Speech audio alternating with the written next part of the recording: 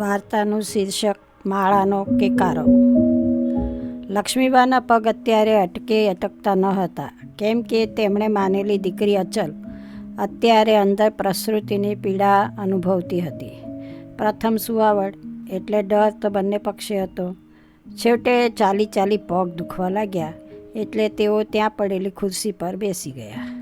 થોડી વાર પછી પરસેવે રેબઝેબ નર્સ ખંભે હાથ મૂકી આવી કહી ગઈ, કોંગ્રેચ્યુલેશન, તમારી વહુને દીકરો આવ્યો. હે હાઈસ, હે ભગવાન, મારા કાનજી, હે મારા કાનુડા, તારો ખેલ નિરાળો કરતાં એમની આંખો આનંદના આંસુથી ઉભરાઈ. તે ઝડપથી પોતાના ફોનમાંથી માનેલા દીકરા વિજયને ફોન કરી ગુડ ન્યૂઝ આપી દીધા અને જલ્દી અવાય તો દવાખાને આવવા પણ કહી દીધું. 1.5 દિવસથી કંઈ ખાવા પીવાનું પોતાને પણ ભાન નહોતું. તે પોતે સામેના બાથરૂમમાં જઈ હાથ મોં ધોઈ આવ્યા. સામેની કેન્ટીનમાં ચા બ્રેડ ખાધા. ત્યાં ફરી નર્સ દેખાઈ. તેને પૂછી દીકરીને મળવા અંદર જવા કહ્યું. પૂનમના ચાંદ જેવો દીકરો જોઈને લક્ષ્મીબા તો આનંદ વિભોર થઈ ગયા. કલાકમાં તો વિજય અને વિલાસ બંને આવી ગયા. સાથે 3 વર્ષની આનંદી પણ હતી. હું હવે તમને ઓળખ કરાવું. લક્ષ્મીબાની પોતાના પુત્ર વિલાસની પત્ની એક અકસ્માતમાં ગુજરી ગઈ હતી. પછી આનંદી મા વગરની બની ગઈ હતી. તેની પાસે મોટું મકાન હતું, તે ખાલી કરી ફિરહાલ થોડા સમય માટે વિલાસે નાનકડા ફ્લેટમાં 1-2 વર્ષ માટે માને અહીં ગામડેથી બોલાવી. તે આવજા કરતી રહેતી. બાકી ઘરનું કામ અને રસોઈ તો એક બાઈ આવી કરી જતી. હવે આ જ ફ્લેટથી આ જ ફ્લોર પર અચલ અને તેનો પતિ રહેતા. બંનેએ પ્રેમ લગ્ન કરેલા હતા. લગ્નના 2 વર્ષ બાદમાં જ તેના પતિએ અકસ્માતથી એક પગ ગુમાવ્યો, એટલે કે ઘૂંટણથી નીચેનો ભાગ. તેથી તેઓ ખાસ હલનચલન કરી શકતા નહીં. એક ટેબલ અને ખુરશી પર બેસી ઘરનું લાવેલું કંઈક ઝીણવટભર્યું કામ તેઓ કરે રાખતા. લક્ષ્મીબાને એમાં કંઈ ખાસ ખબર પડે નહીં. જ્યારે અચલ નજીક એક પ્રાઇવેટ કંપનીમાં સવારે 10 થી 2 વાગે કામે જતી, આટલું તેઓ જાણે. આ સમય દરમિયાન વિલાસ તો તેના નિયત સમય એટલે કે સવારે 9 વાગે ઓફિસે જાય. પછી તેના આવવાનો સમય ખાસ નક્કી રહેતો નહીં. પણ લક્ષ્મીબા અને આનંદીને તો આ ફ્લેટમાં ગરોબો થઈ ગયો. વળી વિલાસને પણ ખૂબ જ ગમે. જેવા લક્ષ્મીબા આવે એટલે એ ટેપ બંધ કરે અને તેમની સાથે વાતો કર્યા કરે. આનંદીને પણ કંઈક ખાવાનું ડીશમાં આપી દે. અચલ સુંદર પાણીથી ભરેલું માટલું અને નાસ્તાની ડીશ અને નાસ્તાના 1-2 ડબ્બા કાયમ તેમના પગ પાસે રાખી દેતી. સાંજે લક્ષ્મીબા આવી બધી વાતો વિલાસને કરે. તે સાંભળ્યા કરે અને કહે, સારું, તેમને ગમતું હોય તો જવું. બાકી શહેરમાં જલ્દી કોઈના કહ્યા વગર કોઈના ઘરમાં ન જવાય. પણ આ તો અચલ. તેણે સામેથી આવતા રવિવારે બધાને બપોરે પોતાને ત્યાં જમવા બોલાવ્યા. આટલો નાનકડો ફ્લેટ, તોય આટલી સુંદર સજાવટ, હવે રસોઈ પણ સુંદર. વિલાસને પણ ગમ્યું.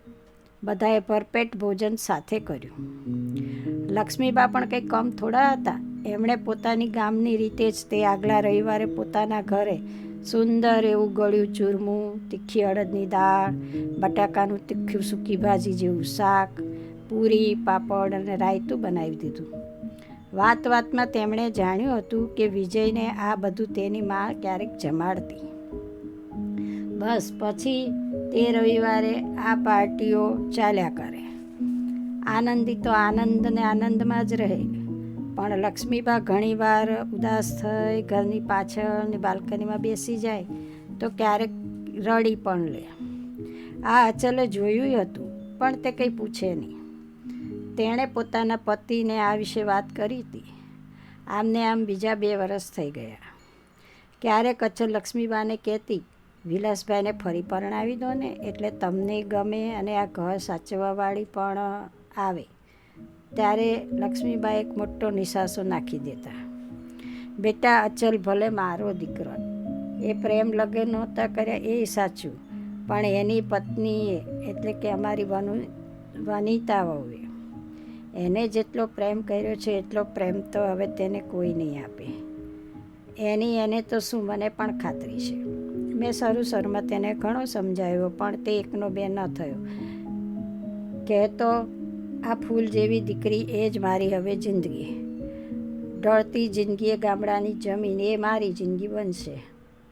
બોલ બેટા, હવે અમે શું કરીએ? એના પિતા પણ એમ જ કહે છે કે તેને યોગ્ય લાગે તેમ કરવા દે. અચલ ખરેખર એક ઠરેલ યુવતી હતી. હવે તે ક્યારેક લક્ષ્મીબાને આ વિશે કશું જ ન પૂછતી, પણ એ ખુશ રહે, વિલાસભાઈ અને આનંદી પણ ખુશ રહે એવા પ્રયત્નો કરે. અને વળી તેનો પતિ વિજય પણ એમાં જ ખુશ રહેતો.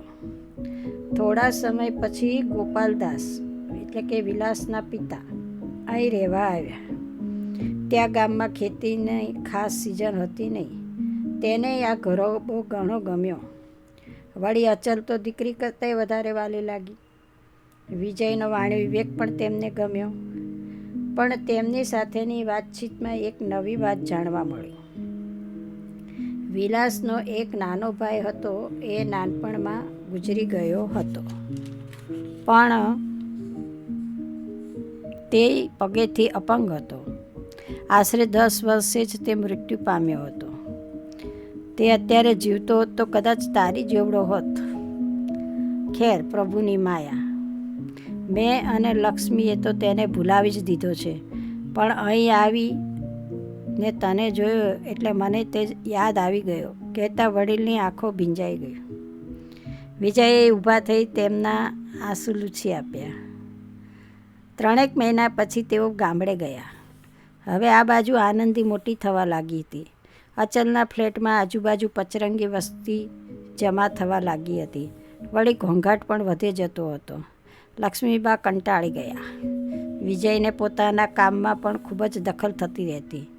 લિફ્ટમાં અચલને પણ હવે અપરિચિત લોકો વચ્ચે આવવું જવું ગમતું ન હતું. તેણે એકવાર લક્ષ્મીબાને વાત કરી. સૌ એકવાર રાતે અચલના ઘરે જ ભેગા થયા અને ગામડેથી વડીલને પણ બોલાવી લીધા. આનંદીની પણ હવે ફિકર રહેતી, કેમ કે તે પણ હવે 5-6 વર્ષ જેવી થઈ ગઈ હતી. સારું, હું થોડો વખત લઈને આવીશ. શાંતિથી બેસશું અને કંઈક વિચારીશું, વડીલે કહી દીધું. મારા આવવાથી એક વ્યક્તિ તો એવું આવ્યું કે 2 ઘરનું ધ્યાન રહે. હા, એ વાત સાચી. તમારે બધા પોતપોતાનું કામ કરો. વડીલે રાત્રે જ લક્ષ્મીબાને કાને વાત નાખી.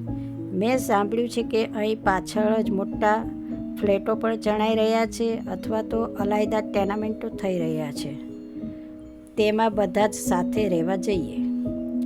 એવી જગ્યાએ આવા અલગ અલગ લોકો ન હોય. પૈસા તો છે મારી પાસે. અત્યારે છોકરાને ચિંતા કે વાત નથી કરવી. તેમણે લક્ષ્મીબાની સાથે હાથ મિલાવી લીધો. લક્ષ્મીબાએ ટેનામેન્ટ જોઈ લીધા. દીકરી પ્રેમ લગ્ન છે. વિજય જુવાન છે. હવે હું જ તારી માં છું. તું એક સંતાન થઈ જવા દે. વારંવાર આવી સમજાવટથી જ અચલે આજે દીકરાને જન્મ આપ્યો હતો. વિજય અને વિલાસ દવાખાને આવ્યા. વડીલ પણ સીધા જ ગામડેથી અહીં આવી પહોંચ્યા. અત્યાર સુધી છુપાવેલી વાત હવે લક્ષ્મીબા બોલ્યા. દીકરી, મેં અને તારા બાપાએ વિલ બનાવ્યું છે. વિલાસ અને વિજય અમારા દીકરા, તો તું અમારી દીકરી, અને આનંદી અને હવે આ દીકરો એ પછીના થઈ ગયા વારસદારો. અમારી આનંદીનો રખેવાળ તો આવી ગયો ને. તું ફઈ અને માં બંને થઈ ગઈ. થોડા સમય પછી વિજયના ઘૂંટણની પણ સફળ સર્જરી કરાવાઈ. આજે બંને સંપીને એક જ ટેનામેન્ટમાં સાથે રહે છે. લક્ષ્મીબા કાનુડાની લીલા રોજ અચલના દીકરાને રમાડતા જ જોઈ લે છે. રતન કાકા ખેતીમાં, તો ક્યારેક મૃત દીકરાની તસવીરમાં, તો ક્યારેક મૃત પુત્ર વધુની તસવીરમાં અચલના રૂપને નિહાળી લે છે. સૌ સાથે છે અને વળી ખુશ પણ છે.